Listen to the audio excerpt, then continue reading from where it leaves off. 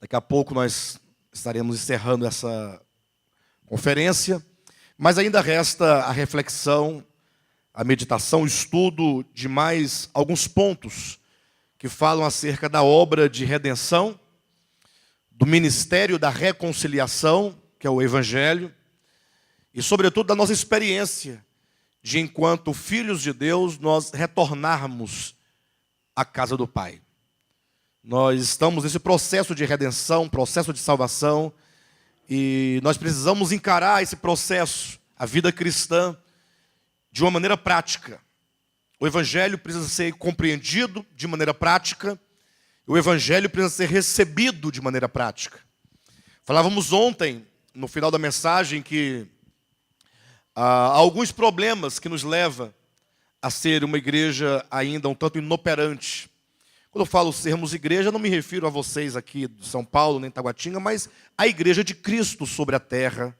Todos os cristãos, nós não somos a parte da igreja de Cristo, nós somos parte da igreja de Jesus Cristo, que está em toda a terra, em todos os lugares, a despeito de qualquer título denominacional. Nós somos povo de Deus, somos igreja de Cristo. Cada ministério com a sua deficiência, cada ministério com alguma coisa positiva a oferecer, mas todos, enquanto pessoas que constituem a igreja de Cristo, numa mesma condição, carentes de Cristo, carentes de vida, carentes de uma vida espiritual vigorosa, saudável, de modo a vivermos sobre a terra uma vida piedosa. Vida piedosa não no sentido de termos alguns costumes que nos fazem parecer piedosos, mas uma vida piedosa no sentido que está lá em 1 Timóteo capítulo 3, quando fala de Cristo. E diz que o Deus encarnado em Jesus de Nazaré, vivendo sobre a terra, é o mistério da piedade. Ora, o que é o mistério da piedade? Senão Deus no homem, habitando o homem, e vivendo no homem e por meio do homem, e, portanto, Deus se expressando por meio do homem. Quando nós olhamos ali em João capítulo 15, é possível que nós compreendamos um pouco do significado da razão por que Deus criou o homem à sua imagem e semelhança. Nós não tivemos tempo e não teremos tempo de falar com maior propriedade desses 4 capítulos de João, mas no capítulo 14 do Evangelho de João, Cristo ele apresenta o propósito para o qual ele veio. Ele veio preparar lugar. Ele veio possibilitar que o homem retorne à casa do Pai. E o meio pelo qual ele faz isso é a sua morte na cruz do Calvário. Falaremos um pouco mais sobre isso daqui a pouco. E então o capítulo 15, sobretudo, é o capítulo em que o Senhor Jesus ele demonstra, a partir de algumas metáforas, como que seria esse retorno, como é o homem voltado para Deus e o homem em Deus. Como é que seria essa unidade do homem com o seu Criador, ou da criatura com o Criador, do Pai com os seus filhos?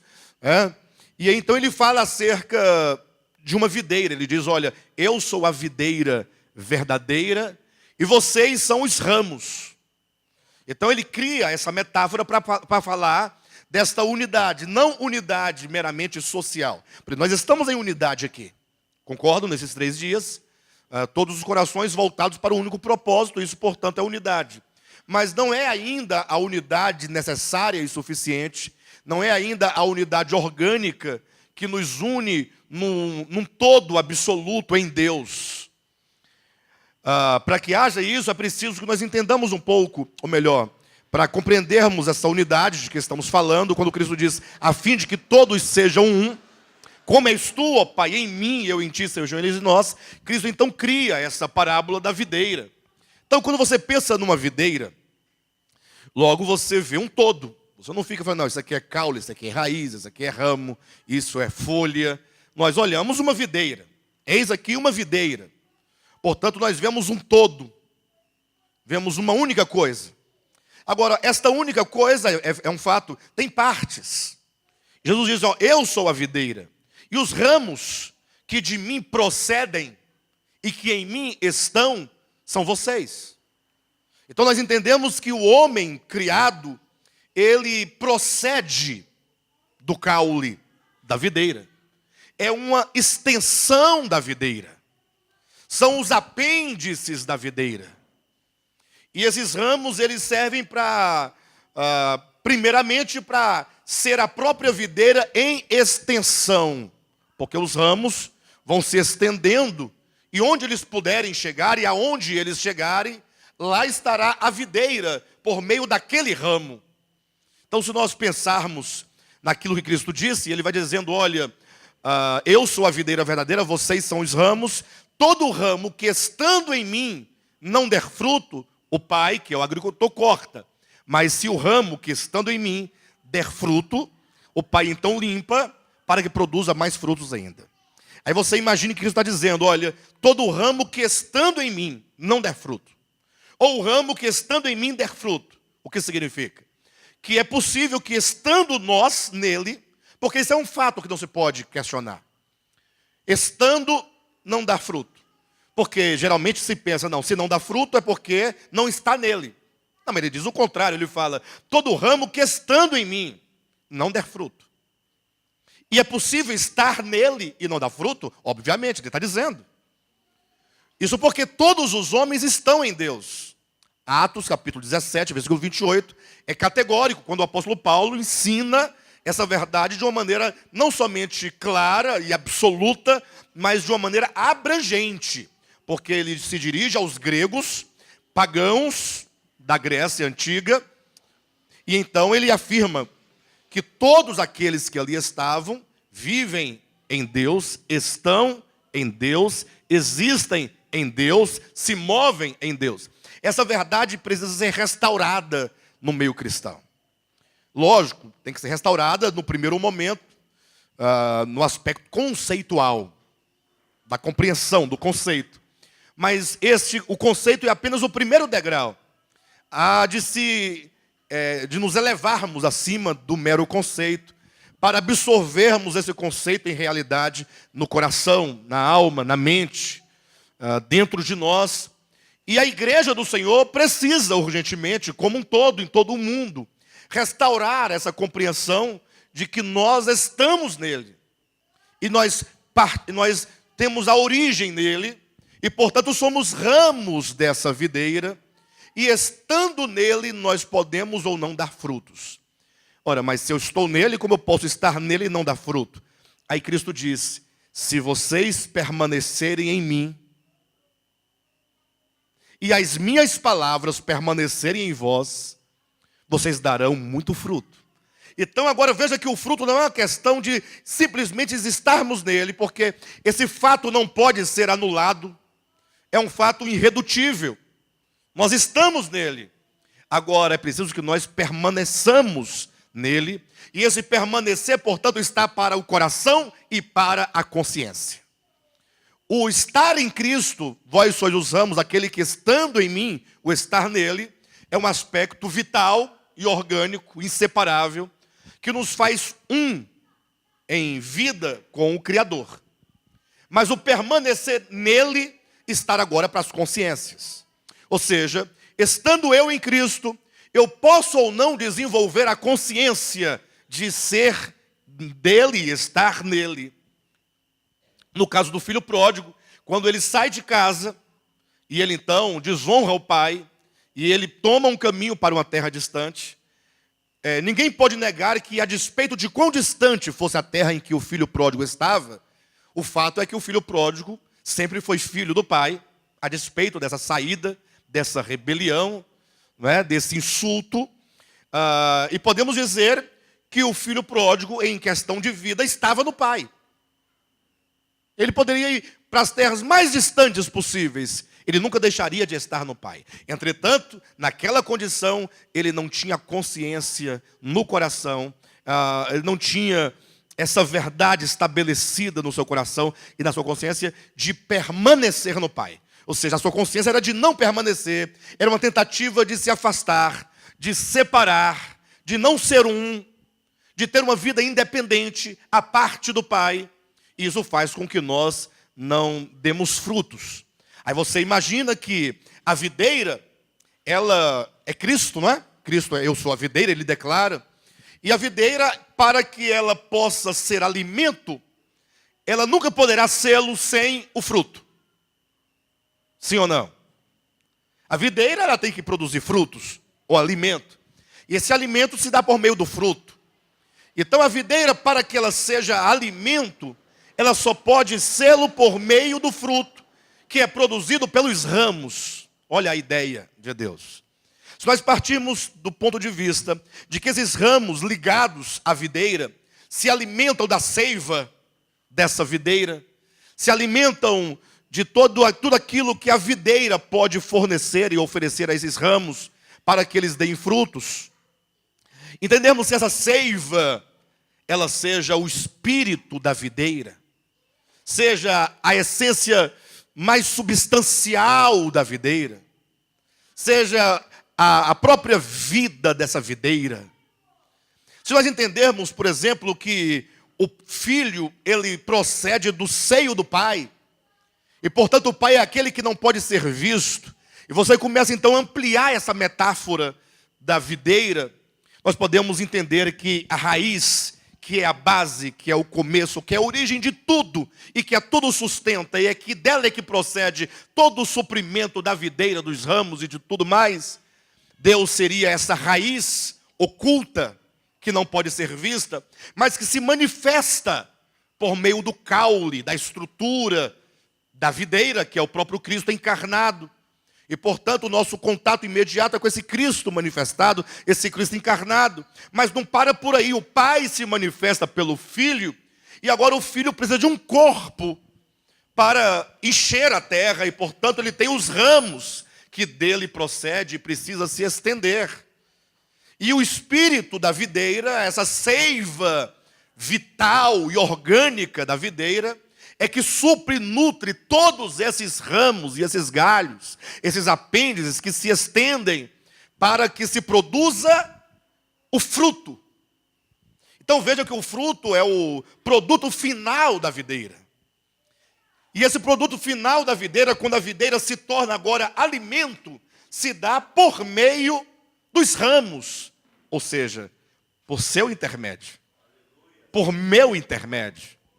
Ou seja, a raiz que é a base de tudo, que é o primordial de toda videira, que é dela que tudo procede, tudo começa, que é o próprio Deus, enquanto alimento para o mundo, ele passa pelo seu Filho, que cresce e se multiplica por meio dos ramos, para que agora nós possamos tornar Deus invisível, acessível a todo mundo, em forma de alimento. Daí nós vemos a nossa responsabilidade e o nosso dever de termos não somente uma teologia correta, mas sobretudo de sermos cristãos com uma vida prática autêntica, nos livrando de toda a teologização da verdade. Não que vamos nos livrar dos conceitos teológicos da verdade, porque a pedagogia é necessária para que nós compreendamos, para que então venhamos a experimentar, mas nos livrarmos da mera teologização da verdade, que nos leva a um ateísmo prático. E o ateísmo prático é tão verdadeiro que a própria Escritura coloca que a igreja de Laodiceia, dos últimos dias, era uma igreja que a si mesma se declara rica e abastada, e que declara não precisar de coisa alguma, e não sabe que é uma igreja pobre, cega, nua, miserável, uma igreja que está carente de Deus. Veja que é a própria Escritura quem coloca nesses termos a condição da igreja de Cristo, sobretudo nos últimos dias. Eu digo sobretudo porque as 7 igrejas de Apocalipse capítulo 2 e 3, todas elas, aquelas igrejas, embora marquem períodos específicos ao longo da história, mas é a somatória de todas as características de todas as igrejas que caracterizam uma vida cristã com os seus problemas, seus defeitos, desde a perda do primeiro amor até colocar Cristo para fora, como a figura de Laodiceia propõe. Cristo dizendo: eis que eu estou à porta e bato, à porta da igreja. E eu estou aqui insistindo para que vocês abram, para que eu possa entrar. E se eu entrar, eu vou estabelecer uma mesa farta, abundante, de gozo, de alegria, de completação, de satisfação. Entretanto, a igreja não abre a porta. E não abre porque ela se considera, ela se julga uma igreja adequada. Ou seja, é preciso que nós, em algum momento, paremos um pouco e venhamos a refletir sobre a verdade de Deus e sobre o nosso viver. Porque no momento que nós tivermos um reconhecimento interior, genuíno, da nossa condição, já haver reconhecimento, fala assim: engraçado, é verdade, eu sei que nós estamos caminhando, glória a Deus, a igreja está avançando, eu sei disso, mas nós não estamos no padrão que nós devemos ser, nós não alcançamos a medida da estatura de Cristo, nós ainda não somos uma expressão de Deus no mundo, nós não somos, porque se somos criados à sua imagem e à sua semelhança, nada mais natural do que nós refletirmos os atributos invisíveis de Deus. Nada mais natural do que nós sermos como Ele é. Tanto é verdade que o próprio Jesus, no Evangelho de Mateus, capítulo 5, ele faz a seguinte declaração, ele fala: olha, é preciso que vocês sejam perfeitos, como é o vosso Pai Celeste. Quando ele fala como é o Pai Celeste, ele está falando que nós somos o quê? Se Deus é o Pai, nós somos o quê? Filhos. E aí Cristo parte de um argumento muito interessante, como ele diz assim: olha, se vocês são filhos do Pai Celeste, a coisa mais natural e comum é que o filho seja uma expressão do Pai. Ou não?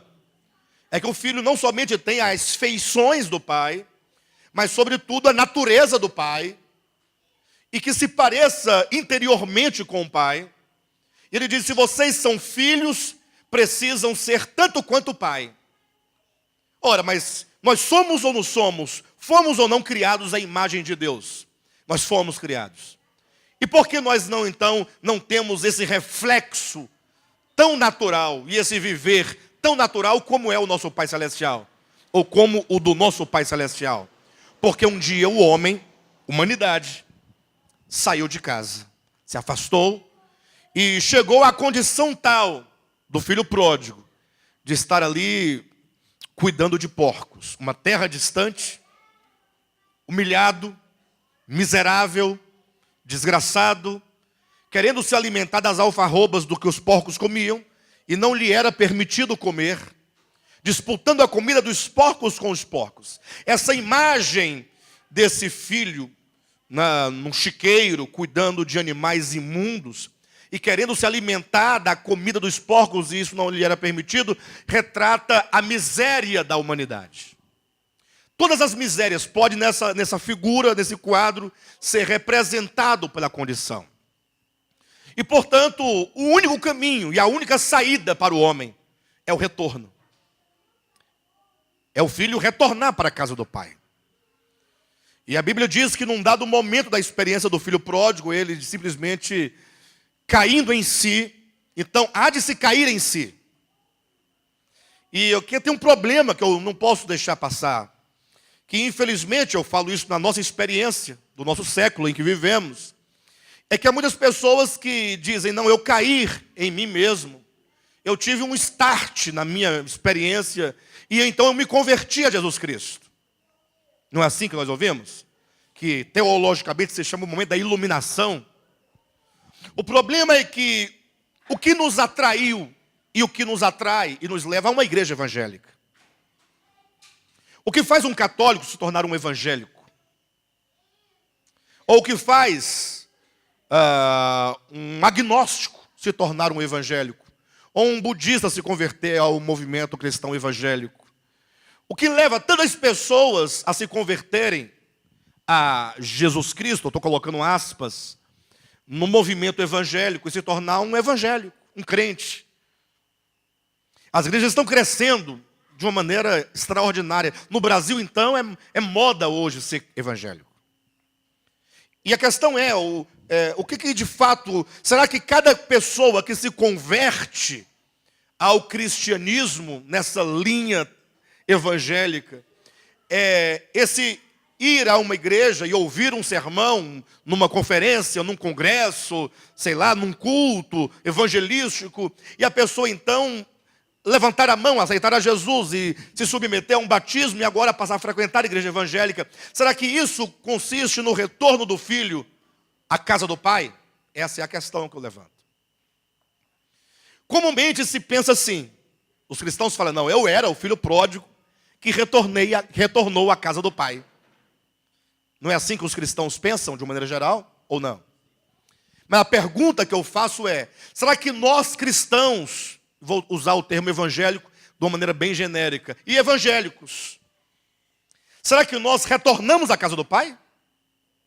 Já estamos, como diz no texto, naquela grande festa que o pai deu, e todos nós calçados sandálias nos pés, anel no dedo e uma veste nova, ou seja, restituído completamente a posição de filhos. Será que nós já fomos restituídos a essa posição? E eu quero retomar o capítulo 5 de Mateus, a que eu me referi agora há pouco. Quando Cristo diz, sede vós perfeitos, como é perfeito o vosso Pai Celestial. E aí eu tenho que me perguntar, você tem que se perguntar, ora, que perfeição é esta? Para que eu possa ter noção se de fato eu já estou perfeito como é perfeito o Pai Celestial. Aí alguém pode questionar, mas ora, quem pode ser perfeito como perfeito é o Pai Celestial? Pode o homem alcançar essa perfeição que é do Pai? Sim, alguém pode questionar. Pode o homem ser perfeito como perfeito é o Pai Celestial? Então, a princípio, devemos entender. Ninguém, nenhum homem, nenhuma criatura, num mundo, nenhum universo, jamais poderá alcançar a perfeição do Pai Celestial naquilo que ele é em plenitude. Porque Deus, ele é simplesmente infinito. Ele não pode ser incluído na sua plenitude. Quando Cristo diz, sede perfeitos como é perfeito o vosso Pai, é a perfeição do Pai possível a uma criatura. Ele fala, o homem foi criado à imagem de Deus e, portanto, ele precisa alcançar o limite máximo da sua capacidade de manifestação de Deus. E essa perfeição possível ao homem, o que é? E Jesus responde, olha, a medida da perfeição, eu acho que eu vou ler com os irmãos, porque aí fica mais rico, mais fundamentado, não gera dúvida em ninguém. Mateus capítulo 5, versículo 48. Eu vou lendo de baixo para cima, parto da conclusão para irmos para as partes que explicam e chego à conclusão. 5:48. Portanto, sede vós perfeitos, como perfeito é o vosso Pai Celeste. Esse aqui é o alvo da vida cristã. É o alvo. Quando é que nós estaremos prontos, como filhos, completamente restituídos à posição de filhos? Quando nós alcançarmos essa perfeição. Olhem para mim, por favor. Uma pergunta bem pessoal. Pessoal. Cada um tome essa pergunta como pessoal. Mas não precisa responder para mim. É uma pergunta retórica. Você é um cristão, sim? Ouviu o Evangelho, creu em Jesus Cristo. Tem uma sinceridade no coração muito grande. Não duvido de ninguém. E até um desejo de ser um cristão mesmo, de seguir isso aí. Senão ninguém estaria aqui. Pastor Marcos diz agora, o que é que nos traz aqui? Não tem nada. Ninguém vai ganhar bênção material, pelo menos não se é oferecido. Mas vai que Deus abençoa, e aí glória a Deus por isso, mas não é a razão. Ninguém te convidou para vir aqui para receber qualquer coisa. Não é? Ninguém veio aqui para receber qualquer coisa, dinheiro, nada absolutamente. Então a única coisa que nos traz aqui é a fé no coração que nós temos e o amor pela verdade. Então nós estamos aqui por ela. Todos nós. Agora a pergunta que eu faço é a seguinte. Você já se tornou perfeito? Como perfeito é o seu Pai Celestial? É a pergunta que eu quero fazer para vocês. E eu faço para mim também. E certamente a resposta, eu penso, é negativa. Não, eu não alcancei. Mas eu continuo perguntando, e qual esforço? E a palavra é esforço mesmo. Quanto empenho, e a palavra é empenho mesmo, literalmente falando, você tem feito, realizado em direção a este alvo? Ou será que nós estamos com a velha mentalidade antiga? Não, aquele que começou a boa obra há de fazer. Não, mas isso é verdade, aquele que começou, ele vai completar. Mas será possível que ele fará esta obra em mim, sem que eu não faça nada? Ou seja, uma hora vai vir um negócio de cima e vai entrar em mim, pronto, agora está feito. É isso? Será que esta obra não passa pelas minhas vontades, pelas minhas emoções, pelos meus desejos, pela minha mente, pela minha consciência, pelo meu coração, pelo meu viver? Não passa por mim? É algo objetivo do qual eu não participo? Nós temos que pensar isso. Por isso que o problema da teologização da verdade é um dos maiores problemas. Porque é verdade que Deus, Ele realizará a obra em nós, mas não é uma obra que Ele faça que não passe por você. Tanto é que o apóstolo Paulo, ele fala algumas coisas, e no mesmo momento parece haver uma contradição, mas ele estava muito claro do que estava dizendo, e não há contradição alguma, a contradição está em nós, que assumimos uma linha, uma vertente teológica, e agora queremos viver de conceito, aí ficamos discutindo os conceitos. Paulo diz, olha, desenvolvei a vossa salvação, e você deve fazê-lo com temor e tremor. Olha. Aí de repente ele diz, porque é Deus quem opera em vós o querer e o efetuar. Me tirou de cena. Mas é um versículo após o outro. Versículo 12 e versículo 13 do capítulo 2 de Filipenses. Não é isso? Peraí, é para eu desenvolver ou não? É, e com temor e tremor. Ah, então a obra é minha? Não, é Deus quem realiza o querer e o efetuar. Ah, então eu posso ficar parado? Não, desenvolvei. Então, o que parece contraditório e anular a outra afirmação, não tem nada de contradição. Quem gera a contradição é a teologização. Armínio de um lado, Calvino do outro. Cada um quer ficar com uma parte, um pedaço. Eu estou dizendo, não, Deus é maravilhoso. Ele realizou uma obra de redenção por nós. Ele próprio é o caminho. Mas se Ele é o caminho, você tem que trilhar nele. Ele não é um caminho. Ah, Cristo é o caminho. Eu creio que Ele é o caminho, portanto eu estou salvo. Mas para que serve um caminho? Para que serve um caminho? Não é para nós caminharmos, ninguém, vou colocar vai, né? Mas ninguém irá ao Pai, a não ser por Ele. Aí se estabeleceu, torno a repetir, pela teologização da verdade, que o Cristo histórico é o caminho e, portanto, só é possível voltar ao Pai se você acreditar na historicidade do seu nascimento, da sua morte e ressurreição. E aí, olha o resultado. Olha o resultado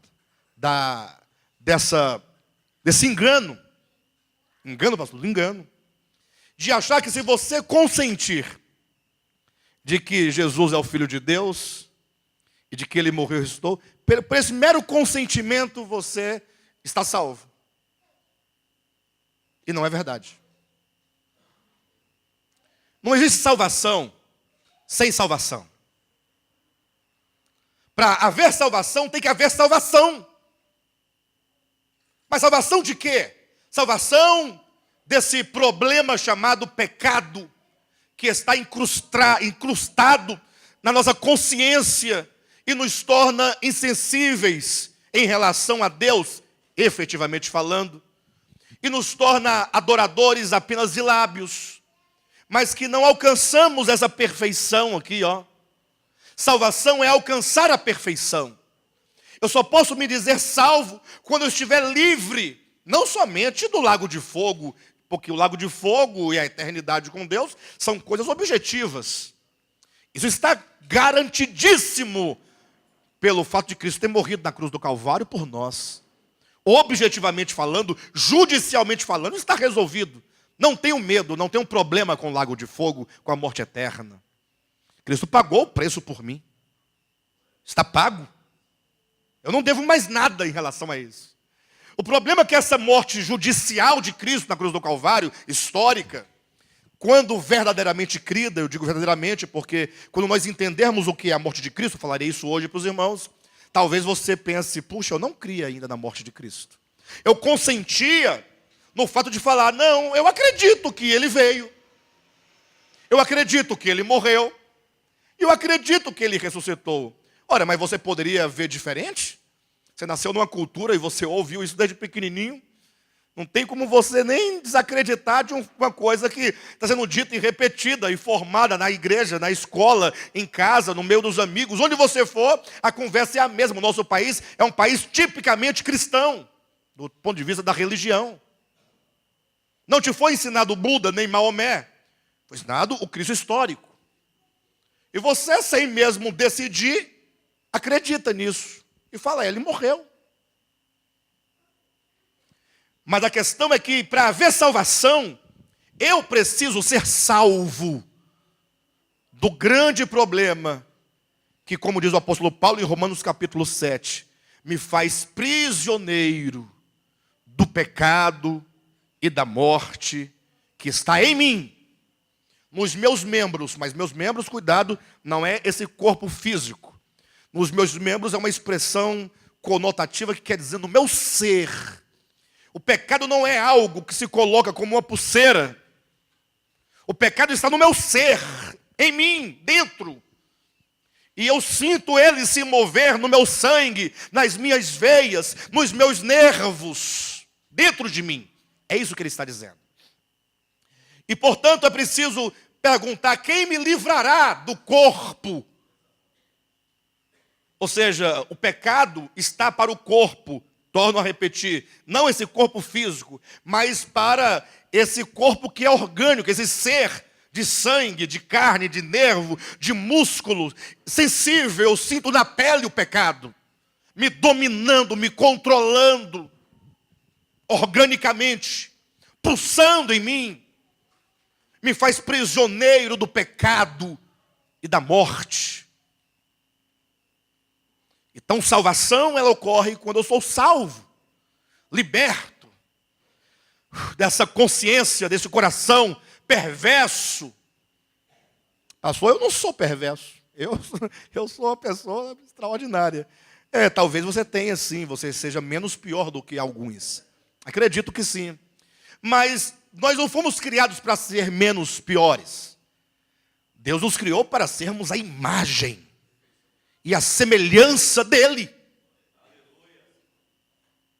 Nós fomos criados para expressá-lo, manifestá-lo, para sermos perfeitos como ele é perfeito.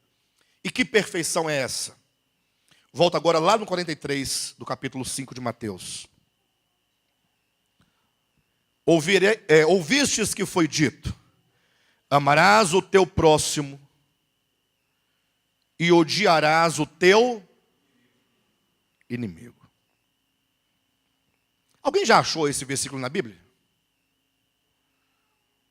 Amarás o teu próximo e odiarás o teu inimigo? Jesus está dizendo, ouvistes o que foi dito. Então deve ter sido dito em algum lugar e em algum dia. E tudo que ele diz aqui é sempre uma referência ao que foi dito por Moisés, a lei, e agora o que ele traz na nova aliança. Esse texto não está lá no Antigo Testamento. Já procurei, já li, já tudo, não há.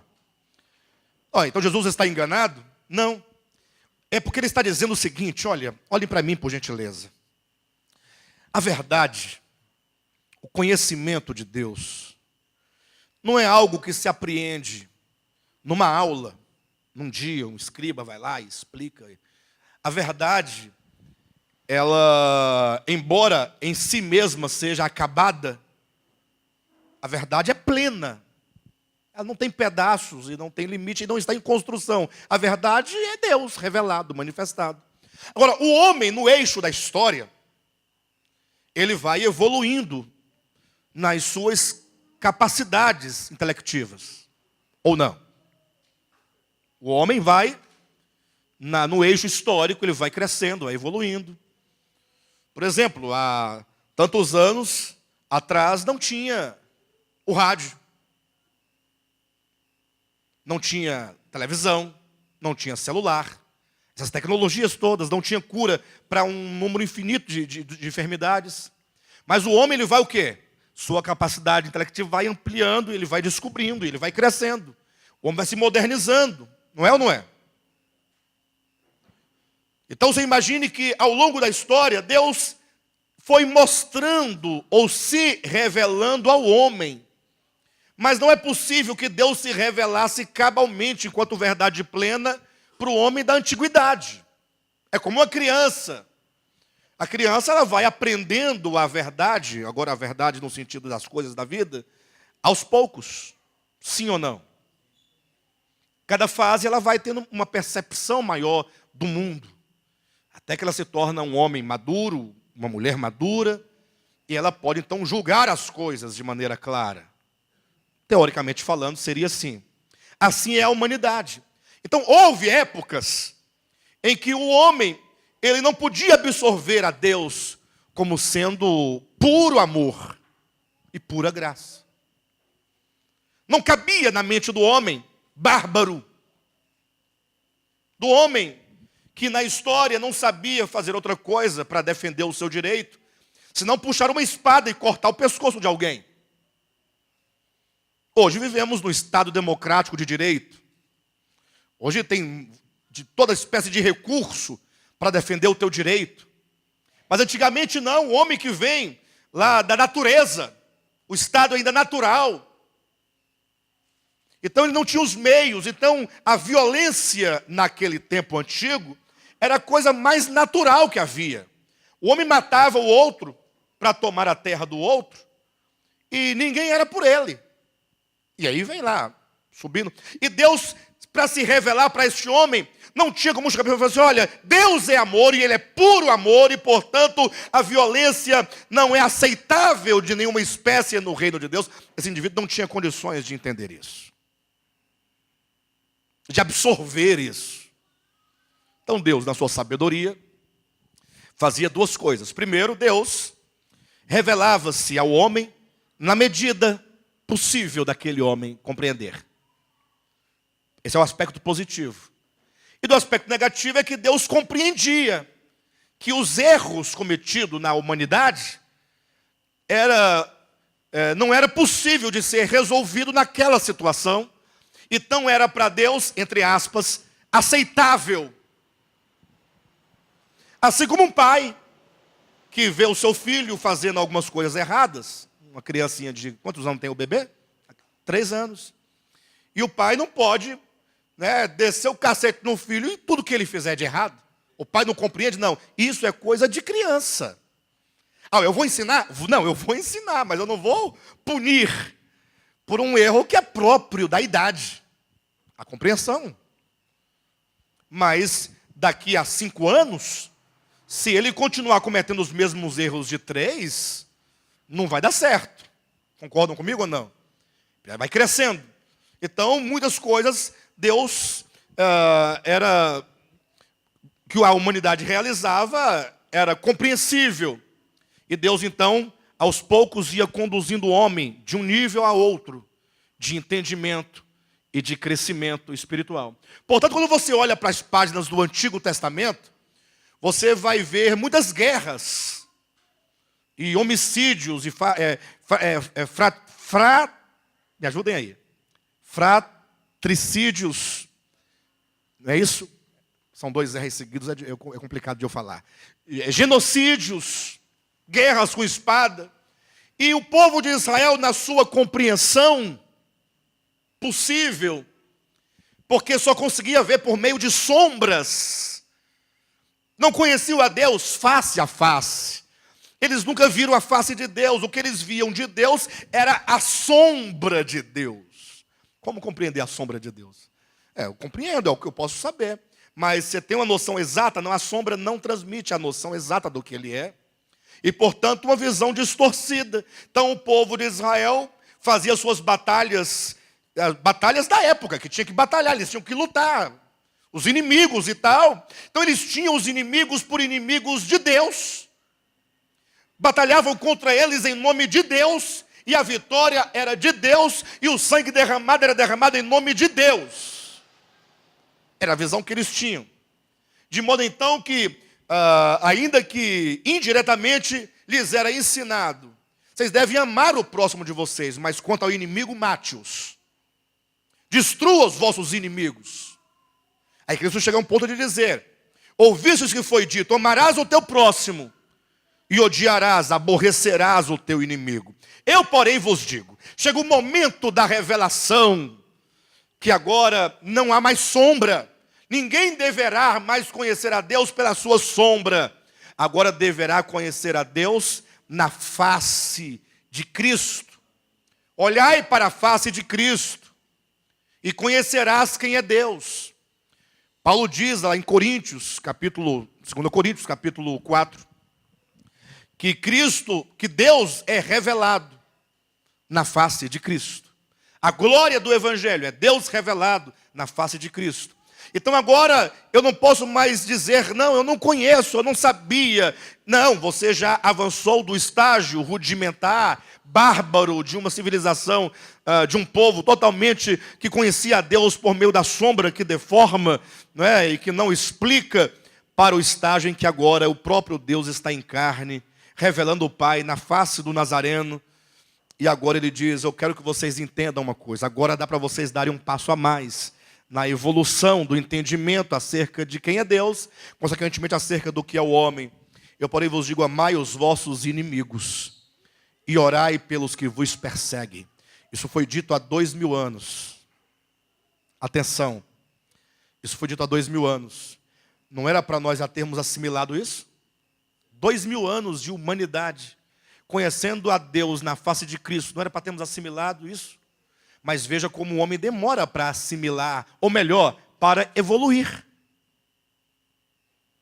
Aí eu pergunto, nós já estamos nesse nível de amar os nossos inimigos? Ah, mas a pessoa me ofendeu, e é o seguinte, ela não se arrependeu. Eu posso até perdoar, mas tem que se arrepender. Viu, pastor Marcos? Eu perdoo. Tudo bem, eu abro mão, eu amo a Jesus Cristo. Mas a pessoa tem que se arrepender. Jesus não está dizendo disso, gente. Em nome de Jesus. Eu, porém, vos digo, amai os vossos inimigos. O amor não leva em consideração a maldade sofrida. O amor tudo sofre. Tudo. Veja que essa mensagem, ou essa ideia que estamos transmitindo, é ainda uma ideia alienígena, né? Não faz parte do nosso mundo. Sejamos honestos. Não faz parte do nosso mundo. Eu não estou aqui pregando para vocês, dando sermão em vocês. Estou falando de todos nós. De mim, de você, dos crentes, de todo mundo está incluído. Eu, porém, vos digo, amai os vossos inimigos. Mas aí eu vou amar, e aí? Vai ficar por isso mesmo? E a pessoa não vai mudar nunca? Orai por eles. Abençoe a vida dele. Seja uma fonte de bênção para os que vos perseguem. Que coisa, que extraordinário. Aí você pergunta, e por que eu deveria fazer isso? Jesus continua dizendo, para que vos torneis filhos do vosso Pai Celeste. Ué, para que eu me torne? E eu não sou? Olha como a teologia se cruza e se confunde toda. Porque uns vão dizer numa linha teológica, não, todos são criaturas, ninguém é filho de Deus, são criaturas, meras criaturas. Quando, todavia, aceita Jesus, alguém aceitou Jesus aqui? Aceitou Jesus um dia, levantou a mão? Aí você se tornou filho. Você está todo feliz agora. Eu sou filho. Você não aceitou Jesus. É só criatura. Aí chega em casa, Você é o único que aceitou Jesus na sua família toda.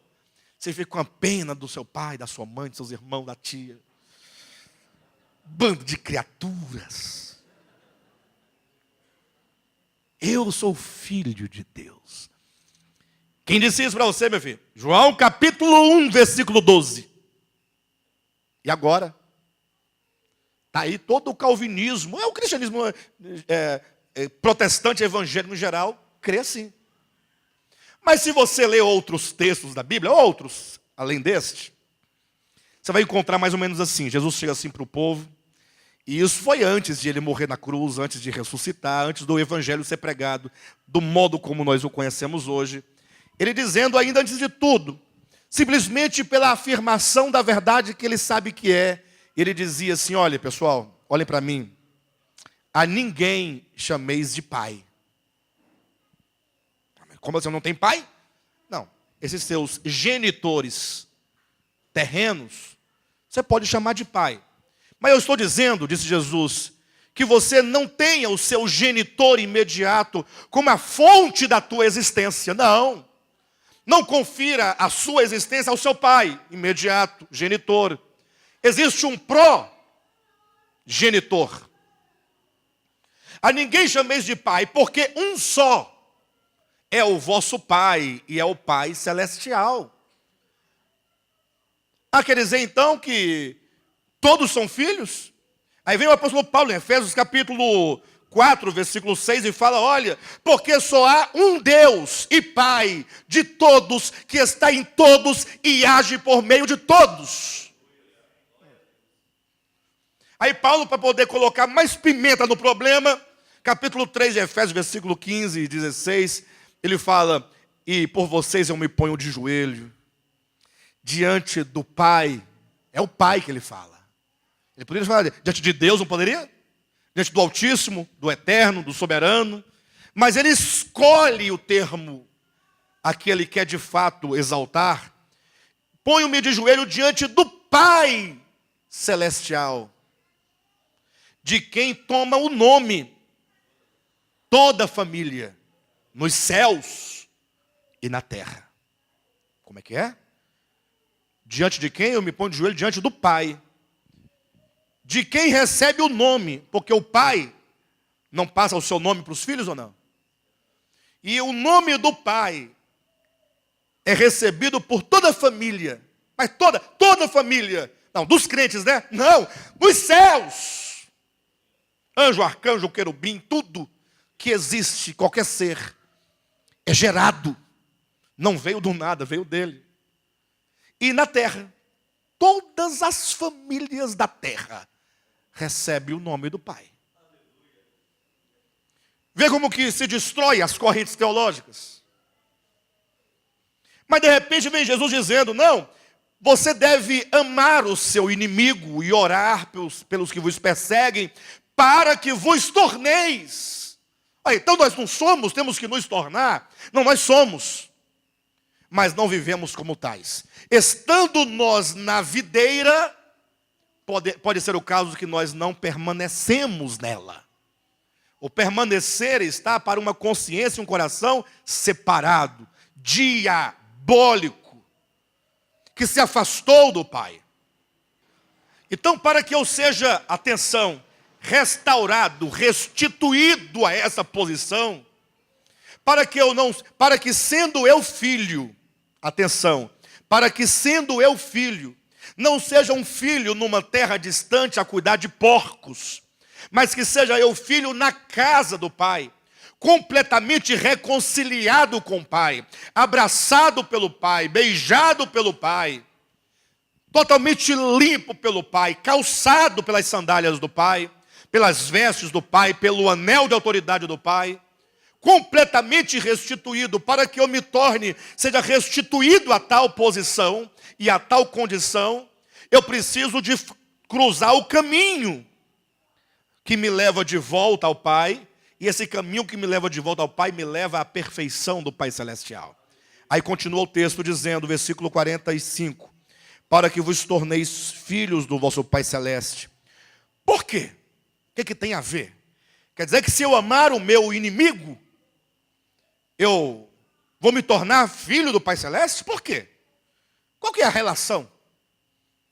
Às vezes nós lemos a Bíblia e nós ficamos satisfeitos com o fato de termos cumprido com o dever de ler. Hoje eu li 5 versículos. Legal. Não, mas não é 5, porque seja um, mas você entendeu, você compreendeu os raciocínios, as ligações. Quer dizer que eu tenho que amar o meu inimigo? E somente amando os meus inimigos eu me torno filho do Pai Celestial? É, somente. E qual a relação? O que tem a ver uma coisa com a outra? Pensei que era aceitar Jesus, me tornava filho. Não é o tornar filho, o ser reestabelecido a essa posição é somente quando você amar. E quando você chegar ao nível de amar o inimigo, acabou, porque você já ama tudo. Porque o inimigo é a última coisa que a gente aprende a amar. Ou não? Amar pai, mãe, irmão, primo, mulher, marido, isso é fácil. Olha, amar o inimigo, que te faz o mal. Esse é o ponto. Qual é a relação de nós amarmos os inimigos e nos tornarmos filhos? Ora, aí a explicação no versículo 45. Por quê? Para que vos torneis filhos do vosso Pai Celeste. Por quê? Porque Ele, olhe para Ele. Quando você entender o Pai, a natureza do Pai, então você, enquanto filho, deve ter a mesma natureza, e se tem a mesma natureza, tem o mesmo procedimento. Atenção, porque o Pai, porque Ele faz nascer o sol sobre maus e bons, olha, e vir chuvas sobre justos e injustos. O que é derramar a bênção, ou melhor, o que é derramar a chuva sobre os injustos? E o que é fazer nascer o sol sobre os maus? Não é abençoá-los? Não, tal bênção não procede de um coração que é incapaz de se ofender com o mal e com a injustiça? Deus não pode se ofender com a injustiça humana, com o mal humano. Ele é puro amor. O amor, ele não se ressente do mal. Mas ele tem prazer no mal? Não, não tem prazer. Ele simplesmente não pode se ofender com essa maldade. Caso contrário, ele não perdoaria. Ele ficaria um Deus ressentido. Um Deus magoado, um Deus triste. O que foi, Deus? É Jeová, e aí? Jeová hoje está meio cabisbaixo. O que foi, Jeová? Pois é, rapaz, eu estou aqui. Esses homens não me ouvem. Eles não querem me seguir. Eu estou ofendido com eles. Estou pensando até que eu vou desistir dessa turma toda. Eu vou desistir dessa turma, não dá certo. Não, Deus não é assim.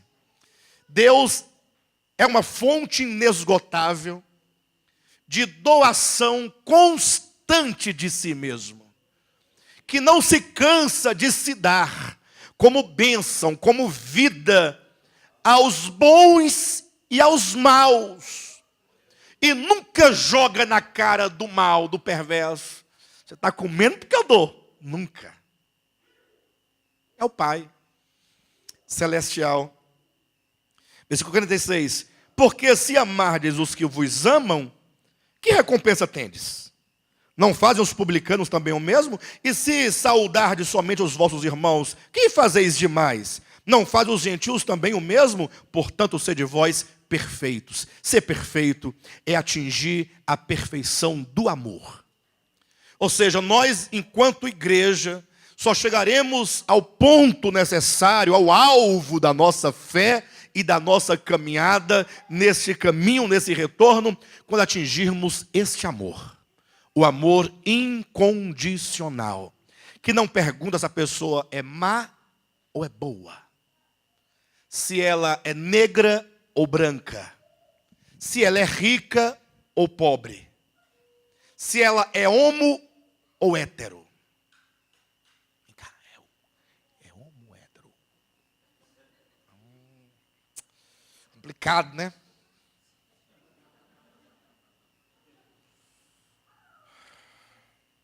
Já mudei com a pessoa.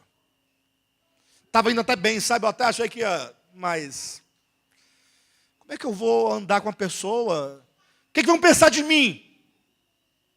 O mesmo que pensaram de Cristo. Jesus andava com as piores pessoas do seu tempo. prostitutas, publicanos e samaritanos. Só a nata do fundo do tacho da humanidade. Naquela época. Ele amava incondicionalmente. Não tinha problema.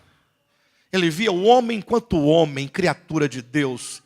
E os homens, enquanto criaturas, estão todos aprisionados nos mais diversos cativeiros.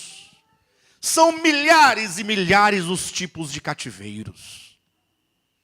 E todos precisam ser libertos pelo poder da verdade. Agora, deixa-me ver o horário para eu poder saber o que eu vou fazer. Então, há de se cruzar o caminho de volta.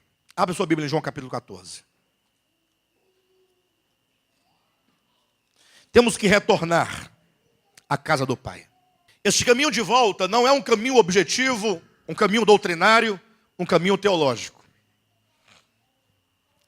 E quero ser mais claro e mais contundente para a estranheza de vocês. Não pensem que o fato de alguém consentir que Jesus é o Filho de Deus e consentir que morreu numa cruz e consentir que ressuscitou, que você está salvo. Eu vou demonstrar isso para vocês. Pastor, mas eu pensava que estava tudo certo. É lógico que a obra de salvação de Cristo, ela tem dois aspectos. Tem um aspecto que é o aspecto judicial, garantidor. É quando, independentemente do que você fez ou fará, não depende de obra humana alguma, o Senhor, porque Ele morreu na cruz, e Ele não precisava morrer na cruz, Ele morreu por nós, pelos nossos pecados. Ele não tinha culpa, dolo, nada. Enquanto Deus, inclusive, o Logos eterno, o Filho de Deus, estava tranquilamente lá na eternidade, enchendo todas as coisas, não tinha problema. Mas Ele se fez homem para pagar uma pena, uma penalidade que era nossa. Consequentemente, no âmbito judicial, no âmbito da dívida, no âmbito dos pecados praticados, ou a serem ainda praticados, Ele pode nos perdoar de todos os pecados. Como nos ensina claramente a Escritura, que a morte de Cristo na cruz do Calvário nos redime de todos os pecados. E, portanto, todos aqueles que creem em Jesus Cristo, seus pecados são perdoados de uma vez por todas, e o Pai jamais deles se lembra. Está resolvido. Mas não pense você que é só isso que é a salvação. Não, isto é o primeiro passo da salvação. Cristo, enquanto aquele que morreu, ressuscitou e ascendeu aos céus, está tudo feito nele. Nós vamos verificar como que isso foi feito nele. Agora, aquilo que ele realizou em si mesmo, precisa agora ser transmitido a nós. Ou seja, aquilo que ele realizou, ele nos doa gratuitamente, isso é graça. Quando fala pela graça sois salvos, não é simplesmente por meio de um favor imerecido sois salvos. Graça é o próprio Deus, que se imerge no tempo, se faz homem, para que ele possa não somente vencer por nós, mas para que ele possa produzir uma vitória, e essa vitória nos é dada, e nós temos que provar e experimentar esta vitória.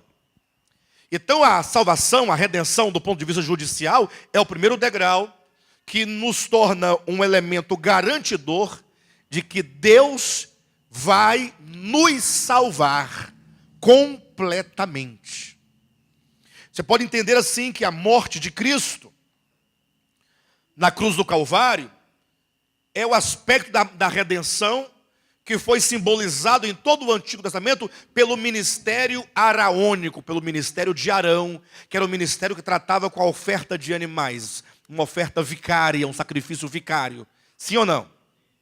Porém, não existe somente esse ministério araônico, enquanto sacerdócio para a salvação. Existe o ministério de Melquisedeque.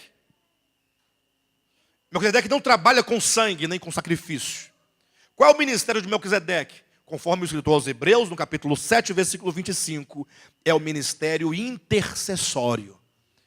O apóstolo diz que nós podemos ser salvos completamente por meio de Cristo, enquanto sumo sacerdote no ministério de Melquisedeque, porque ele vive a interceder por nós.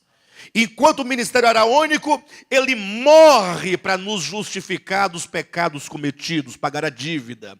Enquanto o ministério de Melquisedeque, ele vive a interceder, dizendo: Pai, nós temos que levar esse povo, essa igreja, essa humanidade, ao estágio de humanidade perfeita, ao estágio de varão perfeito. A obra de redenção judicial está consumada de uma vez por todas em Cristo. Agora, a obra de salvação orgânica do ser, da alma e do coração está ainda em processo. Não está a largos passos, mas está a caminho. Tanto é verdade que a morte, um elemento ainda como consequência do pecado, ainda nos afeta. Morte física, inclusive. E é dito que somente ao soar da última trombeta, não confunda a última com sétima, que é dito então que quando então a morte for vencida, então se cumprirá a palavra que está escrita: tragada foi a morte pela vitória. É quando isso ocorrer. Então, estamos dentro de um processo e Cristo está ativamente trabalhando em nós, pelo seu Espírito, para nos levar a essa vida transformada e conformada à sua imagem, conforme a sua semelhança. Estamos neste processo. Agora, temos que entender um pouco esse caminho. Esse caminho tem que ser percorrido. Veja só a escritura, capítulo 14 de João, versículo 4. No versículo 1, 2 e 3, Cristo simplesmente disse que há muito lugar na casa do Pai, portanto, ele haveria de providenciar esses lugares, de possibilitar o retorno à casa do Pai por meio da sua morte. E no 4, Cristo lança aqui uma palavra exatamente para despertar o interesse dos discípulos para lhe perguntar. Diz assim: e vós sabeis o caminho para onde eu vou. Ele disse: olha, eu vou preparar lugar para vocês, beleza? Na casa do Pai tem muitas moradas. Quem quer retornar à casa do Pai? E vocês sabem o caminho para onde eu vou. Uma coisa meio esquisita, estranha. E Tomé não é bobo, perguntou assim, no versículo 5. Disse-lhe Tomé: Senhor, não sabemos para onde vais. Como saber o caminho? E aqui o texto vai se abrindo para nós. Então, vocês sabem para onde eu vou, disse Jesus. Tomé disse: não, nós não sabemos para onde o Senhor vai. Até porque Cristo disse: e vós sabeis o caminho para onde eu vou. Ele não disse: vós sabeis para onde eu vou. Vós sabeis o caminho para onde eu vou. E Tomé disse sabiamente: Senhor, nós não sabemos para onde tu vais. Como é que eu vou saber o caminho para um lugar que eu não sei para onde é? Vocês conhecem o caminho? Aí, para onde? Depende, ué. Se for para lá, para Brasília, eu não sei mais ou menos. Eu não sei, eu sei. Então, primeiro tem que saber qual é o lugar. Que lugar é este? Sabendo o lugar, agora vamos partir para o segundo ponto. Qual é o caminho que me leva a este lugar? Porque Cristo disse: para que onde eu estou, onde é lugar, para que onde eu estou, vocês estejam também. Eu no lugar lá dos discípulos perguntaria, antes de perguntar o lugar e o caminho, Senhor, você não está com problema? Eu tenho esse problema de falar as coisas que me vêm à cabeça. Jesus, por que eu estou com um problema?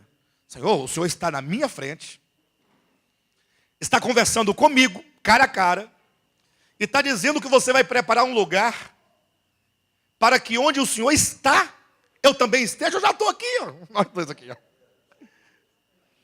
O Senhor está aqui, e eu também estou aqui. Mas o Senhor quer me levar para um lugar onde o Senhor está, que eu não estou? Isso não está certo. Está certo, Marcos? Até aqui não está certo, né, Marcos? O problema é exatamente esse. Isso prova que esse lugar que Cristo disse que vai preparar não é físico, nem geográfico, nem espacial. Senhor, onde é que o Senhor está que eu não estou? E onde é que o Senhor está que o Senhor gostaria que eu também estivesse? Aí o Jesus vai dizer no capítulo 14, versículo 10: não crês que eu estou no Pai? e o Pai estar em mim? Ou seja, é uma questão de organicidade, de comunhão, de unidade. Estar no Pai não é uma questão de trindade. Se fosse uma questão de trindade, Jesus Cristo não diria: para que eles sejam um como eu e o Pai o somos, e sejam eles em nós. Não é trindade. Vai o homem entrar para a trindade divina? Não tem jeito, não é isso que está dizendo.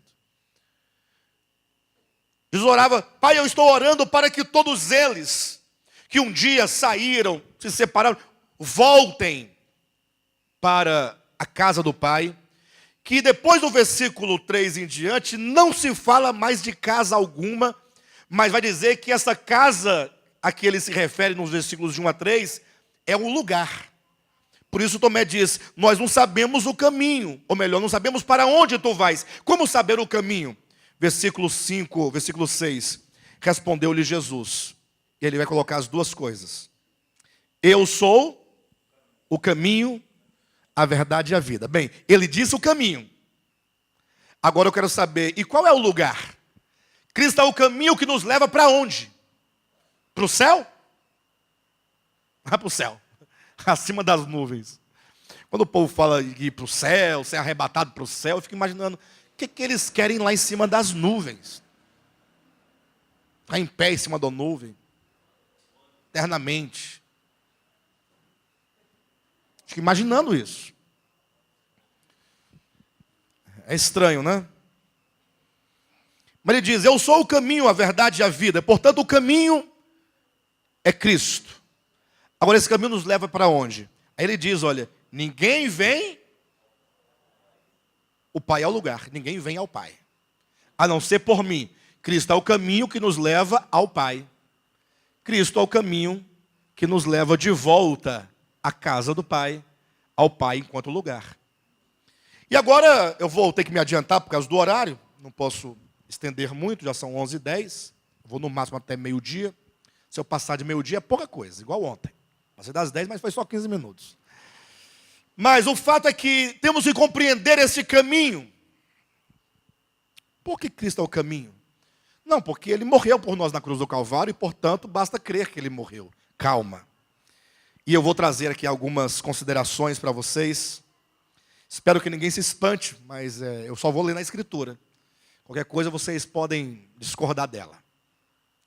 Mas esse caminho de retorno ao Pai, ele é pavimentado, ele é construído, ele é sedimentado, ele é preparado por meio da obra da encarnação do Verbo.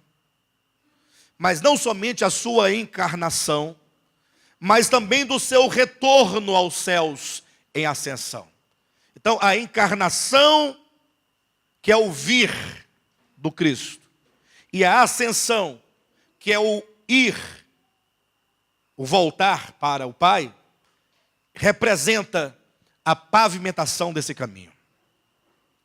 Ou seja, o caminho Cristo só poderia dizer: eu sou o caminho, porque Ele fez esse movimento de descer enquanto Deus e tornar-se homem, e de agora tomar este homem do qual Ele se vestiu e levá-lo de volta a Deus. Abriu-se o caminho. Agora, muitos entendem, infelizmente, isso faz parte da teologização da verdade,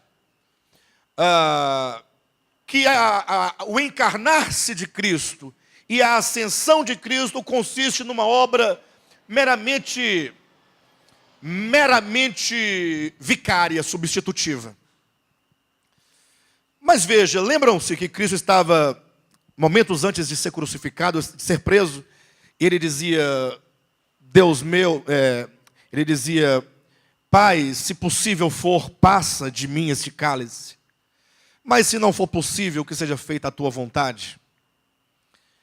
Será que Ele estava tentando simplesmente fugir da situação? Lógico, Ele estava, enquanto homem, numa pressão espiritual muito grande. Ele podia vislumbrar tudo que Ele passaria, tudo que Ele sofreria. E diante disso Ele pergunta sobre a possibilidade. Será que ele dizia assim: Senhor, eu quero voltar sem que a humanidade seja salva? Não, ele dizia, se possível, no sentido de, existe uma outra maneira de levar o homem de volta. Não existe um outro caminho para o homem voltar. O homem precisa retornar a Deus, mas não existe um atalho, um caminho alternativo. Quando Jesus fala, ninguém vem ao Pai a não ser por mim, ele está dizendo, só existe um único caminho. E eu peço encarecidamente que vocês nunca confundam o caminho que é Cristo com o cristianismo enquanto religião. Não é dito, o cristianismo é o caminho e o único. Não, não. O caminho é Cristo. Não é o cristianismo. Pastor, mas é possível ser cristão fora do cristianismo? Mas é óbvio. É óbvio. Ser cristão, e já dizia os pais da igreja, Orígenes sobretudo, dizia, Tertuliano, desculpe-me, dizia que toda alma é cristã por natureza. Porque cristã não está para o Jesus de Nazaré, histórico. O Cristo não é Jesus, e Jesus não é o Cristo. Posso explicar para vocês. O Cristo é o Logos, é a vida, é o Criador de tudo. Não tem pai, não tem mãe, não tem genealogia, não tem começo de dias, nem fim de existência. Ele é eterno. No princípio era o Logos estava com Deus, o Logos era Deus. Agora, o homem, Jesus, de Nazaré, e o próprio nome está dizendo que ele é de onde? De Nazaré. Nazaré é uma cidade, não é sobrenome dele não. O Jesus que nasceu em Belém, mas que fora criado em Nazaré, portanto Jesus de Nazaré, ele nasceu no tempo, portanto é temporal. O Logos é que então se encarna na humanidade gerada no ventre de Maria. Jesus de Nazaré está para o cristianismo. O Cristo de Deus não está para o cristianismo, mas está para o mundo. E a prova do que eu estou dizendo é João capítulo 1. Eu não tenho tempo para poder discorrer tudo que eu gostaria de falar. Mas está lá no capítulo 1, no princípio era o verbo estava com Deus e o verbo era Deus. Todas as coisas foram feitas por intermédio dele, sem ele, nada do que foi feito se fez. E a vida estava nele, e a vida era a luz dos homens. Houve um homem chamado João, houve um homem cujo nome era João, que veio para dar testemunho da luz. Ele, João, não era a luz, mas veio para dar testemunho da luz. A luz que vinda, a luz que ilumina a todo homem que vem ao mundo. A luz entrou no mundo, a luz estava no mundo. O mundo foi feito por intermédio dele, mas o mundo não o conheceu. E ele veio, a encarnação, para o que era seu. O que era dele? O cristianismo? Os judeus? O mundo que ele criou, ué. Ele veio para o mundo criado por ele. Veio para o que era seu. Ele não entrou num mundo criado de um outro Deus. Até porque não há essa possibilidade. Ele veio encarnado para aquilo que lhe pertencia, para aquilo que era seu, o mundo. O verbo estava no mundo, o mundo foi feito por intermédio dele, mas o mundo não o conheceu. E ele veio para o que era seu, para aquilo que lhe pertencia, veio para o mundo. E diz o restante, mas os seus não o receberam. E equivocadamente, muitos acreditam que esses seus sejam os judeus, os hebreus. Aí eu faço a seguinte pergunta para vocês. Se ele veio para os seus, e os seus é o povo hebreu, pense comigo. Quem vem primeiro, os seus ou ele? No entendimento que seja o povo judeu. É ele que gera o povo judeu ou o povo judeu que gera ele? Os meus familiares me geraram ou eu gerei meus familiares? Os meus pai, mãe, primos, irmãos. Hã? Ele seria o gerado, né? Veio para o que era seus. Aí eu pergunto, quem veio para o que era seu? Busca do capítulo 1, versículo 1. O Logos, que é o Criador, que é a vida, e que é a luz, e que é Deus. Os seus é o povo de Israel. Quer dizer que o Logos, a vida, a luz, o Deus eterno, é parente de Israel? Tem parentesco com Israel?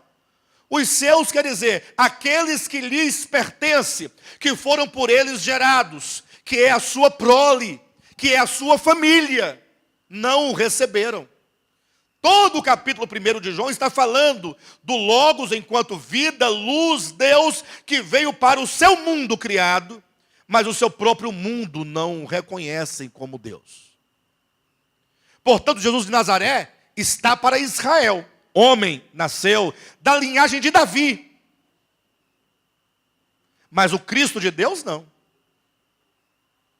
Esse é o grande erro da Igreja Católica Romana, quando diz que Maria é mãe de Deus.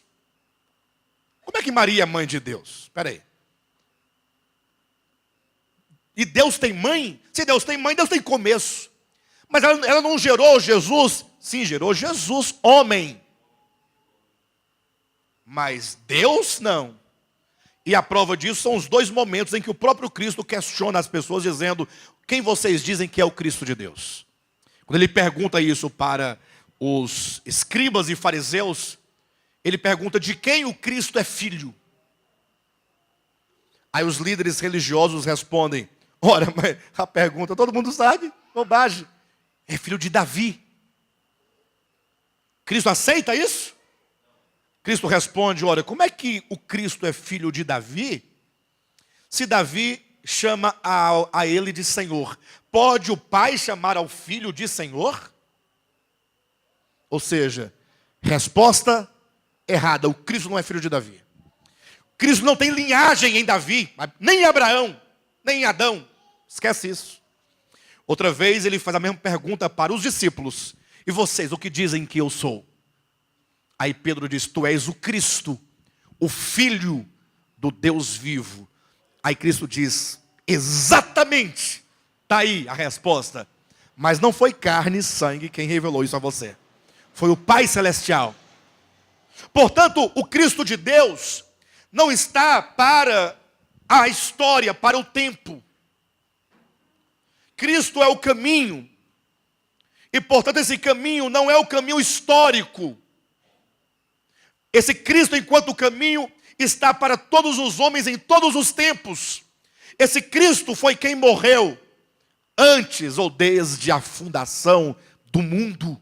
Uma salvação, uma morte, que inclui todos os homens em toda a história.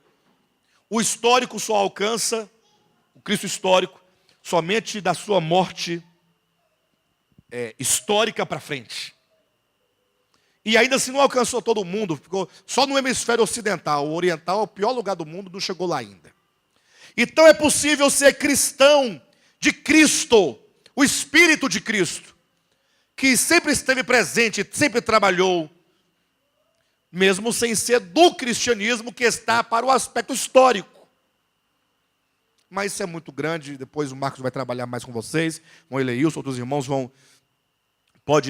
já tem trabalhado, né, na verdade. Já tem trabalhado, vai trabalhar mais ainda, porque é um conceito muito denso. Mas temos que entender esse caminho. E eu vou explicar o caminho, e eu não vou conseguir chegar onde o pastor Marcos, eu disse que eu chegaria para o pastor Marcos. Não é? Mas talvez eu fale 2 ou 3 palavras.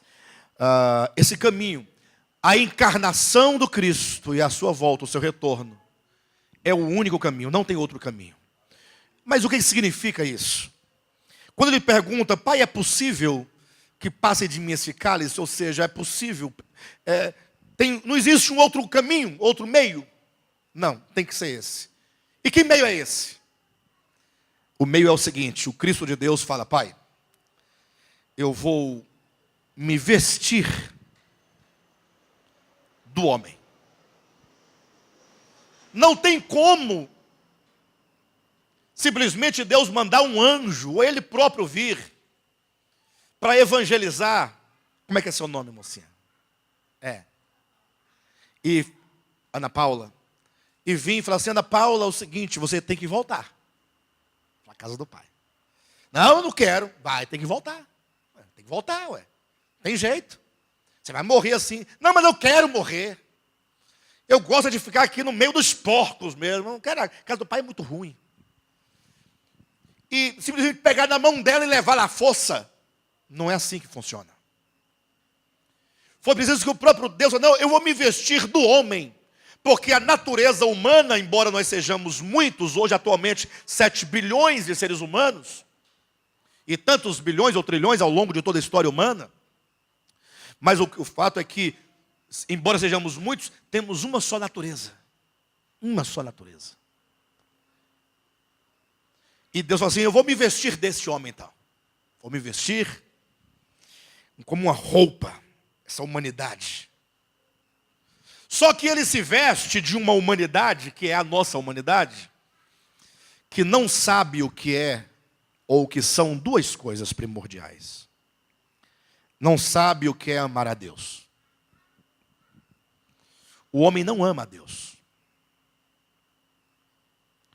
E o homem que ama a Deus não o ama como se deve amar. A máxima que Deus falou ao povo de Israel é: amarás ao Senhor teu Deus de todo o teu coração, com toda a tua alma, com todo o teu entendimento. Se nós tivéssemos compreensão do significado disso, amados, nós não sairíamos dos pés do Pai.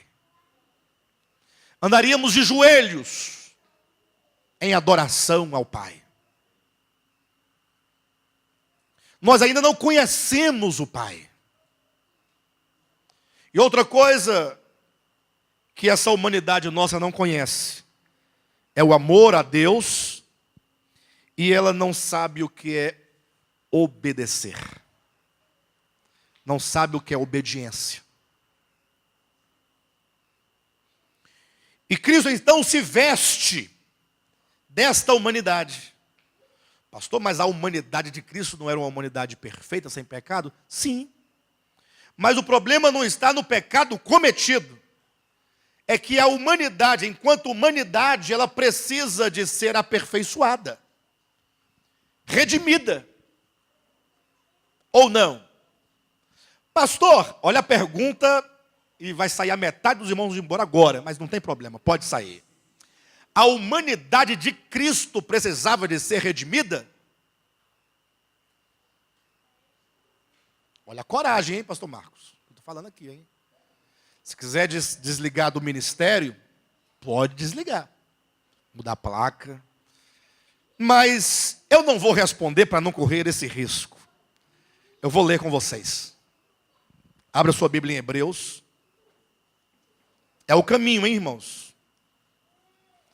Hebreus capítulo 5, versículo 7 em diante. Olhe na sua Bíblia. Ele, vírgula, Cristo, o Cristo. Jesus? Jesus é filho de Maria ou é o eterno? Maria. É homem, humanidade. Ele, Jesus, nos dias da sua carne, ou seja, antes de ele ascender aos céus na humanidade glorificada. Ele, Jesus, nos dias da sua carne, tendo oferecido com forte clamor e lágrimas, orações e súplicas a quem o podia livrar da morte, e tendo sido ouvido por causa da sua piedade, embora sendo filho, porque estava encarnado no homem, aprendeu. Repita comigo: Jesus aprendeu. Está escrito isso na sua Bíblia? Nos dias da sua humanidade? O Cristo de Deus se vestiu da humanidade. Quando o Cristo se veste da humanidade, nós não temos dois. Nós temos o Cristo enquanto a pessoa e a humanidade que faz parte dele. Perfeito? Mas que ele recebeu no tempo de Maria, uma humanidade gerada para ele. E esse Jesus em carne aprendeu. Eu pensava que ele só veio ensinar, ele não aprendeu nada. Não, ele aprendeu. Vamos ler direito? capítulo 5, versículo 7, ou versículo 8. Embora sendo filho, aprendeu. E o que ele aprendeu?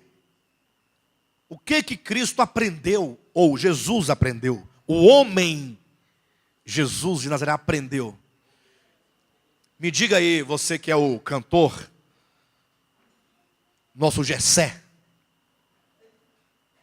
Na sua Bíblia diz o que aí? Quem?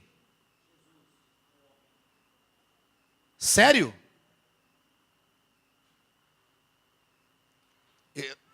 Está na Bíblia de vocês também isso aí, essa informação? Que Bíblia é essa de vocês? Testemunho de Jeová? Parece que é, porque está dizendo que Jesus aprendeu a obediência.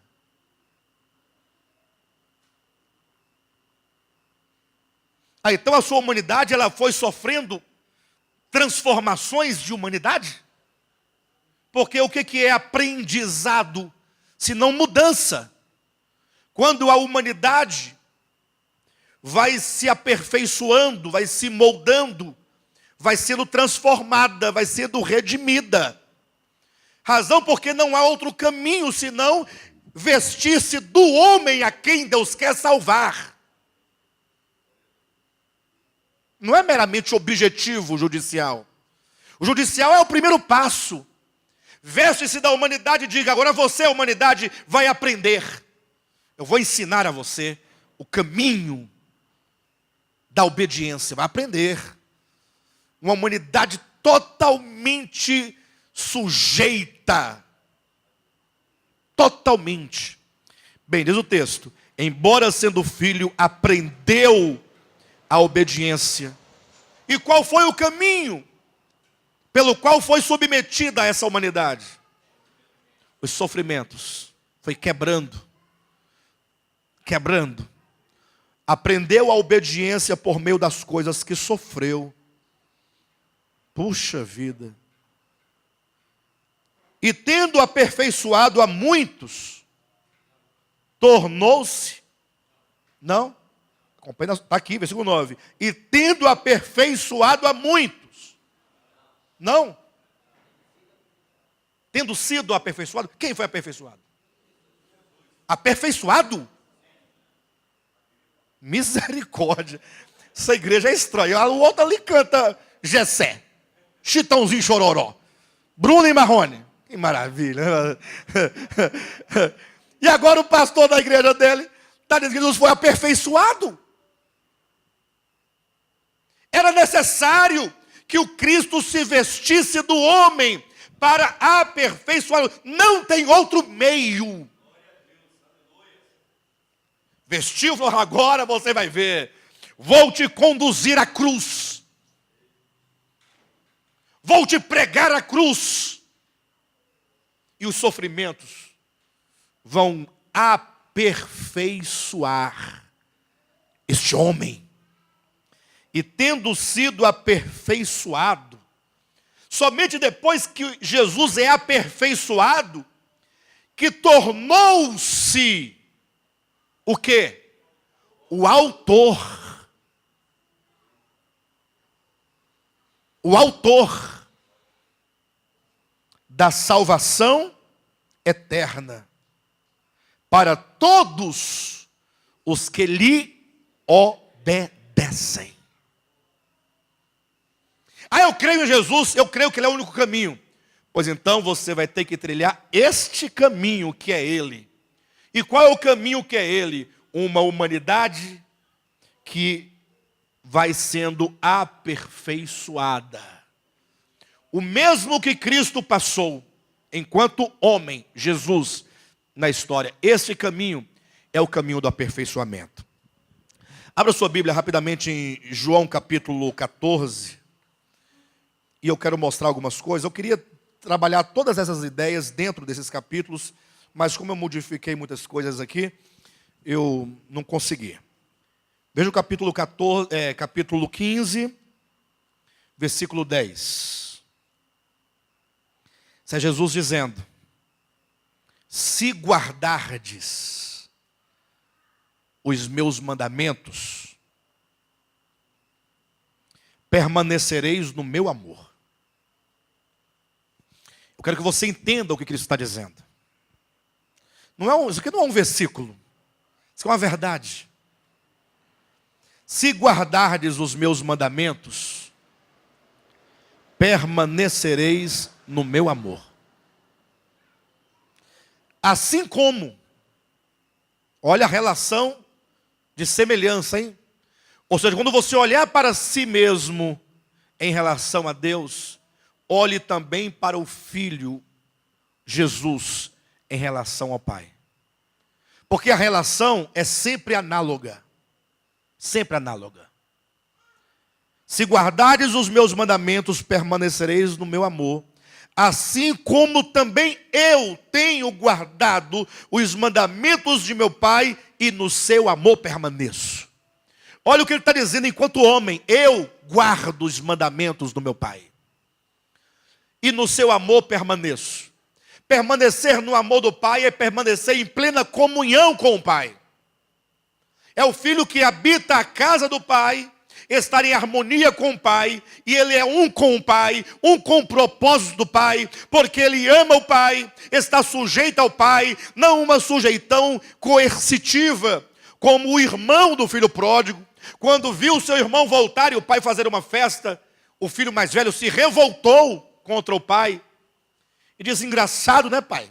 Bonito para o senhor. Eu aqui, olha a relação que ele tinha com o pai, totalmente equivocada. Nunca saí da sua casa, nunca gastei um centavo seu, trabalhando todo dia no campo. O senhor nunca me deu um cabrito.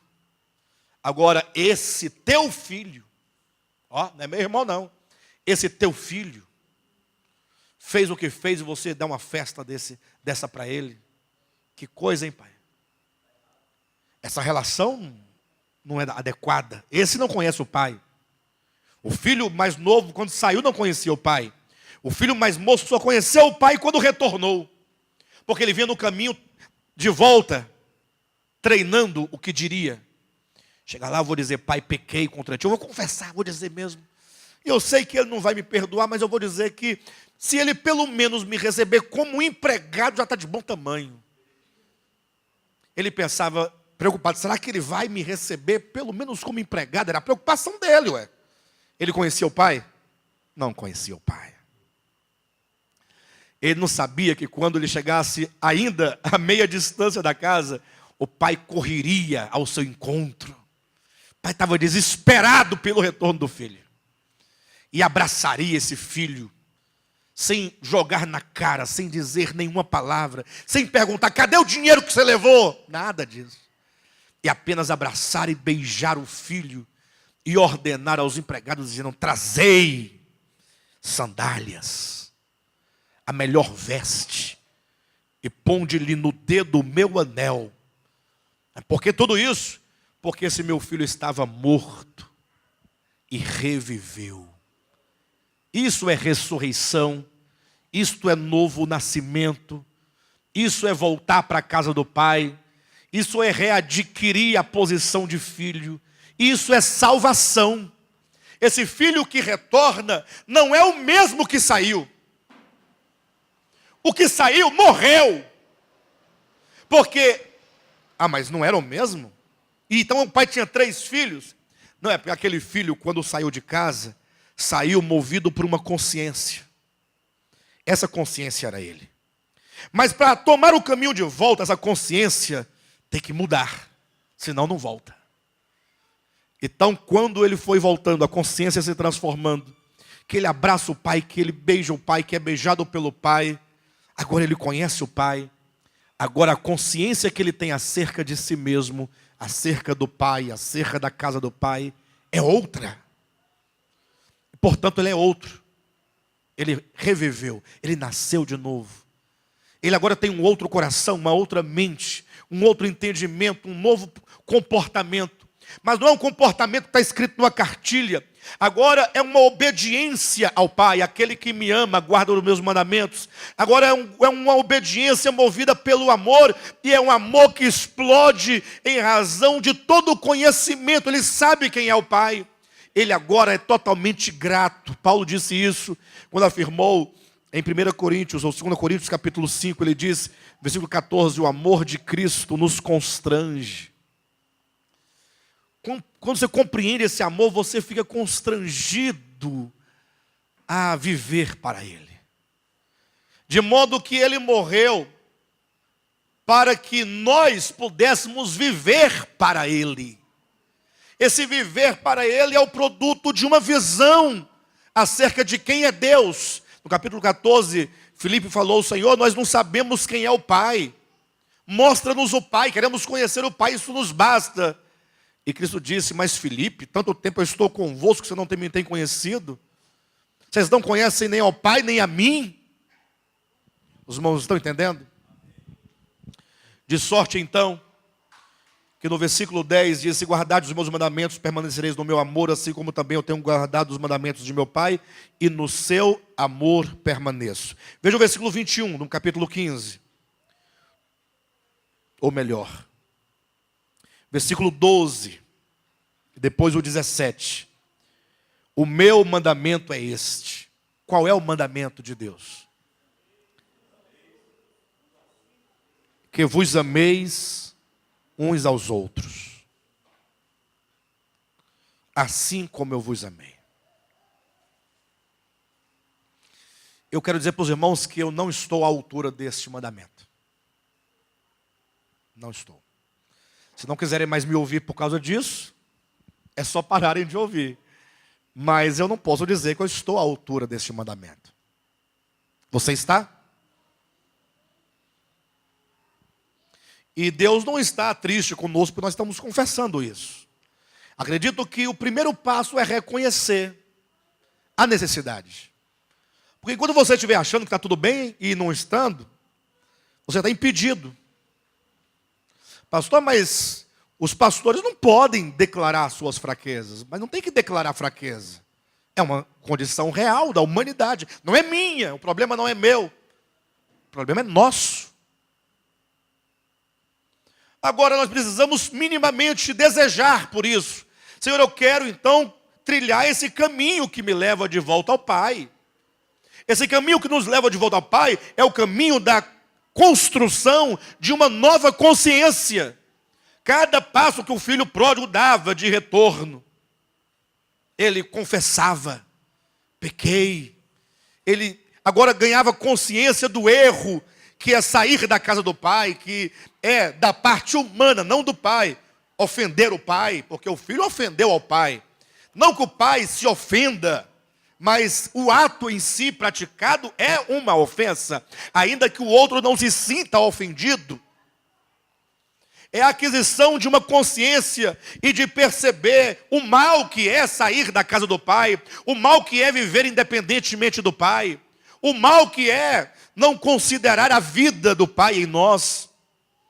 Então esse caminho é um caminho de aperfeiçoamento, de construção de uma nova humanidade, de um novo coração. Olha o versículo 17 do capítulo 15. Isto vos mando, que vos ameis uns aos outros. É esse caminho da obediência e do amor ao Pai. Cristo, havendo tomado aquela humanidade em Maria, aperfeiçoou por meio das coisas que sofreu aquela humanidade, e tendo sido aperfeiçoada a humanidade do homem Jesus, tornou-se ele o autor da vida eterna. Se os irmãos lerem lá no texto de Hebreus, ainda tem mais uma partezinha que diz assim no capítulo 9, ou melhor, capítulo 5, né? Versículo 9. E tendo sido aperfeiçoado, tornou-se o autor da salvação eterna para todos que lhe obedecem, tendo sido nomeado por Deus, sumo sacerdote segundo a ordem de Melquisedeque. Então esse caminho é um caminho a ser trilhado, não é? E eu tinha a intenção, o desejo de falar aos irmãos o resultado, ainda nesta vida, dessa transformação, dessa mudança. Isso porque muitas vezes, e infelizmente, a nossa visão ainda está assim, não, quando atingimos esse estágio, seremos arrebatados para Deus. Você imagina só. Na hora que se alcança a salvação em nós, que é a hora de nós de fato e efetivamente sermos luz para o mundo, aí Deus tira a gente daqui e leva para o céu, para um lugar onde não precisa de nós. Quando se lê a oração de Cristo no capítulo 17 de João, preste atenção nisso. Já estou caminhando para o encerramento, nós temos ainda 20 minutos. Jesus, ele começa aquela oração dizendo, olha, a minha oração é por aqueles que, para que Deus santifique esses meus discípulos na palavra, para que eles sejam guardados e para que eles sejam um, assim como o Pai em mim, eu no Pai, somos um, que eles também sejam um em nós. Ou seja, para que eles retornem para essa unidade, para essa família, para esse coração, para essa mente, este amor, esta obediência, este lar edênico, essa harmonia, em cumprimento à vontade de Deus, que está em Efésios capítulo 1, versículo 9 e 10, desvendando-nos o mistério da sua vontade, que Deus estabeleceu em Cristo, para que na dispensação da plenitude dos tempos, todas as coisas dos céus e da terra convirjam para o Cristo de Deus. Essa convergência de todas as coisas é o retorno de tudo o que se afastou em razão do pecado de volta a Deus. Uma força centrípeta que traz e atrai, como se fosse um magnetismo de atração. Quando o mundo, o universo, for plenamente reconciliado com Deus. E eu quero usar esses 20 minutos seguintes, os 15 minutos que restam, para fechar falando um pouco sobre o nosso papel nesse processo.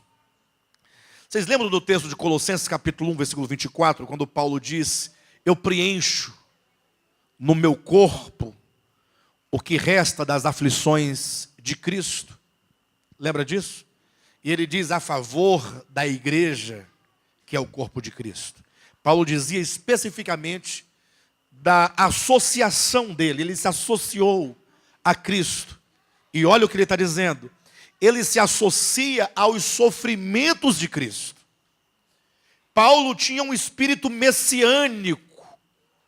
Paulo compreendia que, embora ele não pudesse ser o salvador de ninguém, mas ele podia se associar à obra de redenção de Cristo, sendo ele um servo que contribuísse em alguma medida para que essa obra de salvação e de edificação do corpo de Cristo ocorresse.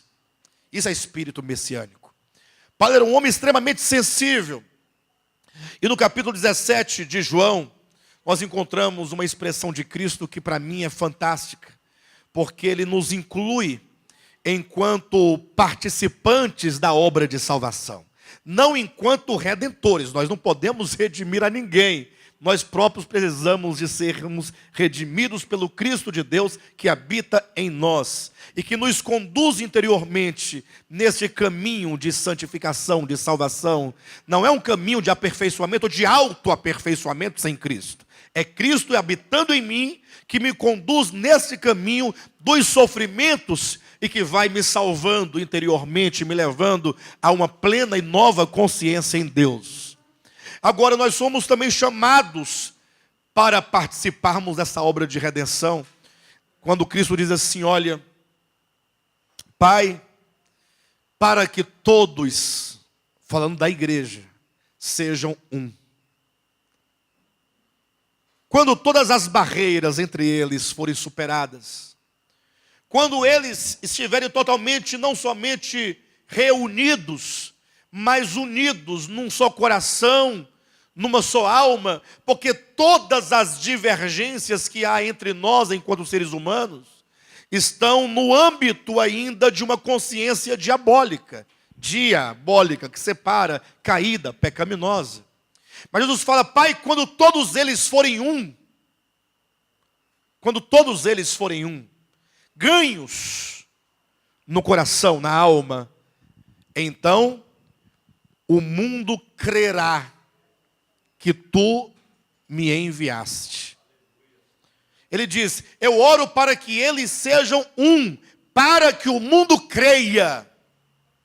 Ou seja, Cristo nos coloca enquanto igreja com um papel, para que o mundo chegue à conclusão e venha a crer que Jesus é o Cristo de Deus encarnado no tempo. É preciso que nós venhamos a demonstrar isso ao mundo. Depois de 2000 anos, o mundo olha para a igreja de Jesus Cristo. A igreja de Jesus Cristo não é Ministério de Volta à Palavra, não é igreja católica, não é igreja batista, nem presbiteriana, nem Deus e Amor. É o povo de Deus, fora de denominação, de placa. O mundo olha e não vê nada em nós. Ah, pastor, vê sim. Vê o quê? O que o mundo vê em nós? Então, vamos falar a verdade. O mundo vê uma religião das piores que tem. Infelizmente. O mundo zomba de nós. Ri de nós. O mundo faz piada com o que nós somos no coletivo de igreja. Os próprios crentes fazem piadas com nós mesmos. Você morre de rir. Mas se acessar alguns sites aí, os crentes rindo deles mesmos, fazem piada com tudo, desde dom de línguas até pastor que rouba, que adultera. Quando nem especificamente a igreja, o povo, os irmãos que compram bênção, barganham com Deus, jejuam para poder ganhar poder de Deus, mas não querem soltar as ataduras do oprimido, do órfão, da viúva, de quem passa fome. Eu quero deixar de comer para que eu ganhe um status espiritual, mas eu não quero dividir o alimento com quem não tem. Não é estranho? Ah, jejum é bom, porque aquele homem é de jejum e oração. Ah, mas se você abre mão do seu alimento, por que não dividir o pão então com alguém que não tem? Este é o verdadeiro jejum, está lá em Isaías capítulo 58. Então a igreja tem um papel extraordinário. A igreja, como diz o escritor aos Hebreus, é uma igreja de primogênitos. O que é uma igreja de primogênitos? Ora, são aqueles que para Deus não somente têm uma certa primazia, mas é aquele que vai primeiro.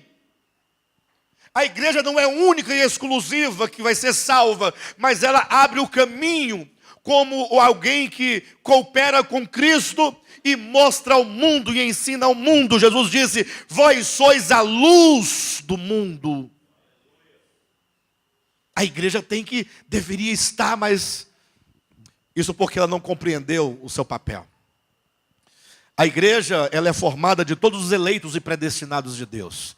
Eleição e predestinação não está para salvação e condenação, como dizem ou querem os calvinistas, ou pensam também em relação a isso os arminianos, que não aceitam tal postura. Eleição e predestinação está para a escolha de uma noiva. Quantos estão aqui que são casados sabem, vocês escolheram alguém para se casar, com quem se casar. Não foi escolha? Agora, se escolheram para você, é problema seu. Aí eu não posso ver nada. Mas o certo, o normal, é que você escolha a pessoa. E quando você escolhe, há muitas mulheres, falando de noivo e noiva, no caso da noiva, dentre tantas mulheres, você escolhe uma. É eleição. Ou não é eleição? E agora, você, tendo a sua noiva, com quem você vai se casar, não significa que você vai mandar matar no lago de fogo todas as demais mulheres. Simplesmente para esse fim de casamento, companheira e, sobretudo, auxiliadora, te auxilia, você tem esta. Quando então o pai ou o filho elegeu a cada um de nós, nos elegeu para ser noiva. E não adianta ficar cantando: incendeia, Senhor, a sua igreja, incendeia, Senhor, a sua noiva. Não estamos dando a noiva? Seus cabelos São brancos, não adianta cantar. Não adianta cantar. Não adianta fazer uma música que dura 10 minutos, caído para os lados chorando. A sua noiva te ama. Para de bobagem. Isso é teatro, puro teatro. Deus deve sentir ânsia de vômito diante de uma igreja prostrada no chão, fisicamente prostrada. Ah, sua noiva, chorando, chorando, e os instrumentos tocando, e o povo... Deus não quer isso, Deus quer uma auxiliadora, que trabalhe, e que por passar pelo processo de aperfeiçoamento de si mesma, é por meio desta santificação que o mundo verá o Senhor. Ah, porque sem santificação você não vai ver a Deus. Não, não é você. Sem santificação da igreja, dos eleitos de Deus, ninguém, o mundo, ninguém verá a Deus. Para que eles vejam, nós temos que nos santificar. Processo de separação. O mundo verá, Deus é em nós, por meio de nós. Está em 1 Tessalonicenses capítulo 1, versículo 10. Se não for o 1, Tessalonicenses é a 2, quando diz, quando vier para ser manifestado nos santos. Ele se manifestará ao mundo. E está todo mundo olhando para o céu. Será que Jesus está voltando? Até os adventistas falam assim, eu estou vendo uma nuvem se aproximando do tamanho da mão de um homem. Será que é ele? Logo ele se manifestará, olhando para cima, procurando um sinal, uma coisa. Pastor, mas Jesus não vai vir? Vai, ele vai vir, mas enquanto ele não vem, é preciso que nós entendamos que ele quer se manifestar ao mundo. E essa manifestação é por intermédio da noiva, que é carne da sua carne e osso de seus ossos. Esta sim é varoa, porquanto do varão fora tomada. Esta sim é cristã, porque de Cristo foi formada. Não é um dogma, querido. Cristã, Cristo, cristão, gerado, formado, tem a mente de Cristo, o coração de Cristo, é corpo de Cristo. E entretanto, a despeito de tudo isso, nós esquecemos da nossa missão de cumprir isso em relação ao mundo. E isso começa com nós mesmos, começa dentro do seio de uma igreja local. Quando nós, membros da igreja local, começamos a buscar o cumprimento dessa verdade, buscando esse caminho do aperfeiçoamento, do amor, da perfeição de Deus, que é o amor, para que então possamos começar a funcionar como luz do mundo e para o mundo. E eu tinha preparado para hoje algumas características da igreja contemporânea, mas não vai ser possível. Eu vou passar os tópicos para o pastor Marcos, se ele quiser usar depois, ele usará. Se ele não quiser, ele vai fazer outra coisa. Tá bom? Por todos os efeitos, eu agradeço muito de coração a todos vocês por terem vindo, terem me ouvido esses 3 dias. Não é fácil me ouvir 3 dias, mas vocês vieram e ficaram aí bem quietinhos, olhando, observando. E isso é satisfatório para nós que viemos de longe.